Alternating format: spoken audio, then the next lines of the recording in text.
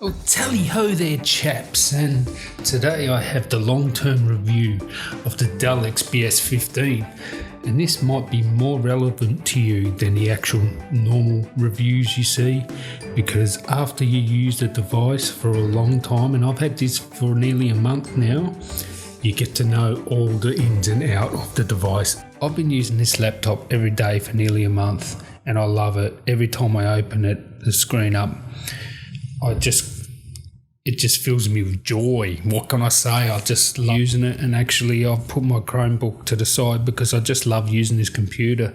Every time I use it, I just feel good. It's a good machine, and it makes me want to use it instead of using a tablet or something like that. I'm just drawn to using this machine, so I really like it. And there's a couple of cons in there, so wait for them. But if you want to know whether this is the computer for you, stay tuned. I guess we'll start with the good. There are a lot of good things, but I'll just cover 5 or 6 things, what I like about it. Okay, the very best thing about this is the screen. Now, I'll just address some issues people are having. People are posting videos online, and I thank those people for posting them, about having colour shift at certain extreme angles and this and that. Well, mine doesn't colour shift that much. So I'll just address this colour shift issue. One, you can wash out any screen. I don't care, MacBook Pro, Surface, whatever screen it is. If you get it at the right angle and the right height or below it or whatever, you can wash it out and colour shift it. Any screen will do it. The thing is, pixels are not 3D, so once you get to extreme angles, you're going to lose some contrast, you're going to lose some colour. So that's just the nature of a 2D screen, a flat screen. And flat pixels, they're not 3D. You cannot see them from 90-degree angles, so that's just how it is. Second of all, I would just like to say, if you are going to use this computer, standing up at a 75 to 90 degree angle, you won't be happy with it. So don't get this computer, okay?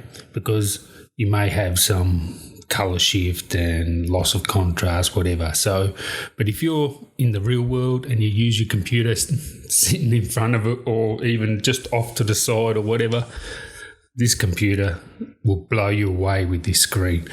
It really is the best thing about it. The text is so sharp. Obviously, there's some things that haven't caught up and don't scale as well, but when the text is sharp, it is sharp, and when you look at this screen, it is really, really good. It's the best screen I've used. The MacBook Pro. That's my old computer, the 2015 model. This is better screen in my opinion. It's a lot sharper. It is more saturated, yes. It's punchier. It's got a lot of contrast, and its white point is very white. I don't know if there's any other way to say it. It's a coolish screen. So when you look at a white web page at 100%, it blows your eyeballs out. It's very white. So I know I like that. I like coolish screens, and I like my whites to be really white. Yes, so the colours are accurate, I would say. Yes, they're saturated and maybe a little bit cool, but the shade of red you're seeing, the photo you take of something red or whatever, it is the same red, albeit a little saturated and contrasty, but it's not orange. So the colour accuracy is really good in that way.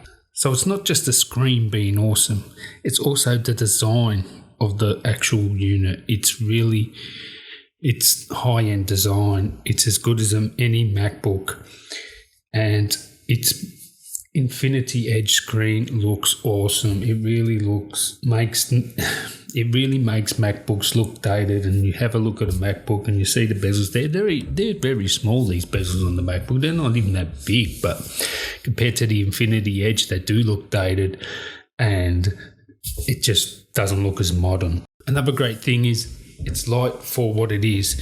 It's a 15-inch powerhouse for Photoshop, video editing, and I'll get onto gaming later. You can game this thing. being such a powerhouse, a 15-inch, you would expect to be big and bulky. No, this is around the size of maybe a 14-inch laptop.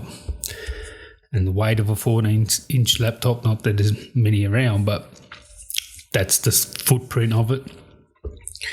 And for what it is light and compact. I mean, obviously it's not as light and compact as a 13-inch MacBook Pro or a Dell XPS 13 or a Surface Book, but it's much more powerful than those devices. So for what it is, it's small and light. Another great thing about it is its battery life. I wouldn't say it's absolutely fantastic, but again, it's powering a 4K screen, and this screen is really bright. Honestly, I can only have it on 50%. Otherwise, the whites just blow me away. So on battery, I'll use it 25%. With power, I'll use it 50%. And only in really bright situations will I crank it up more than that. And the battery life is good.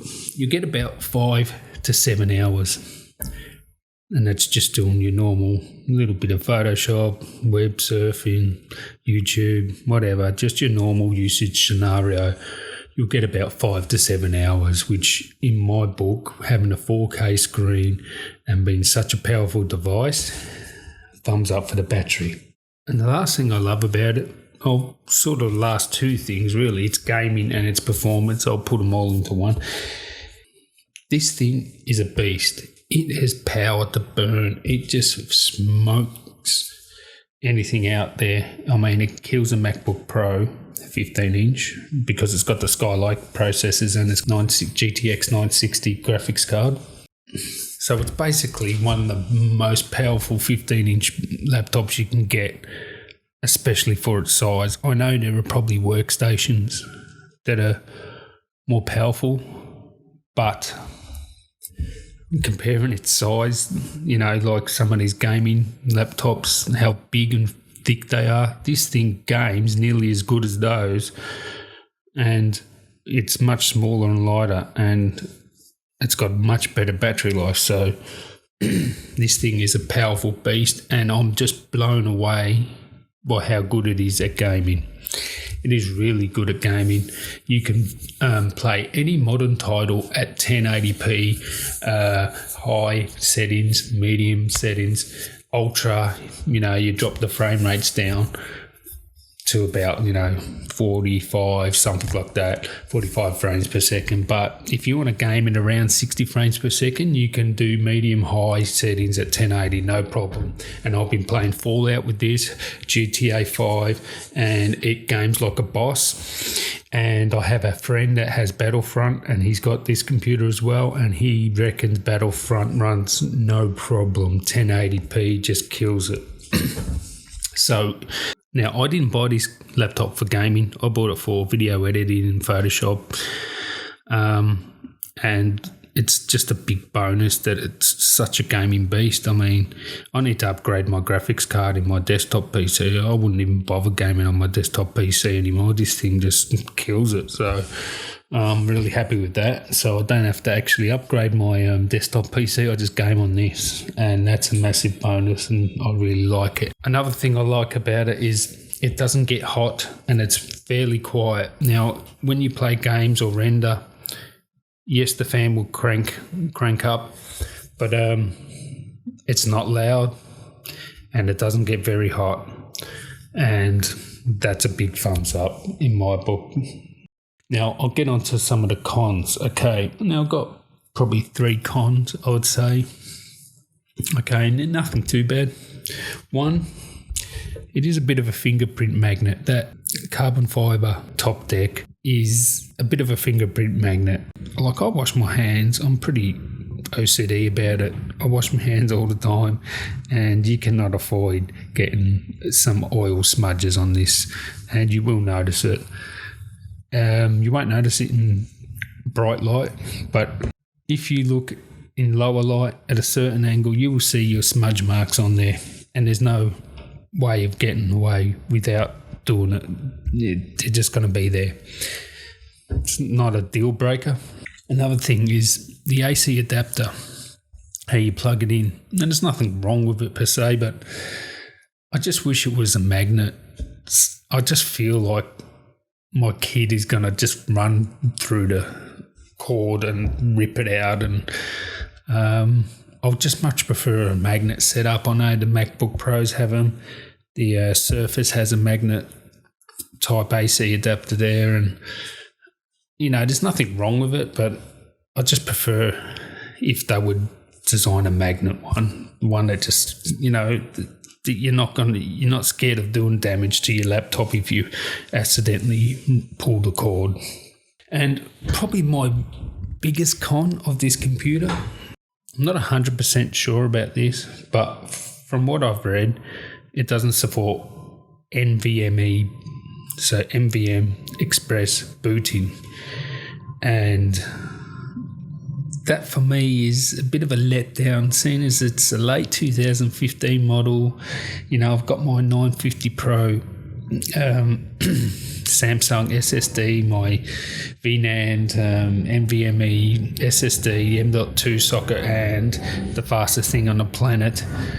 And I can't boot in NVMe mode.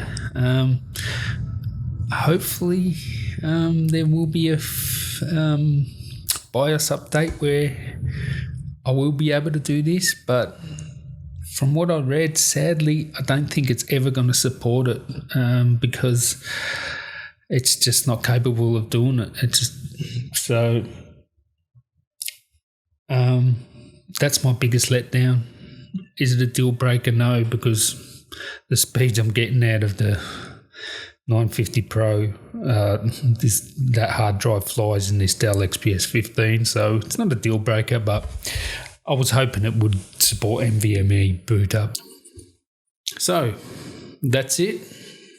I highly recommend this laptop. I cannot afford it any higher praise. I love this laptop. Just get it. You'll love it.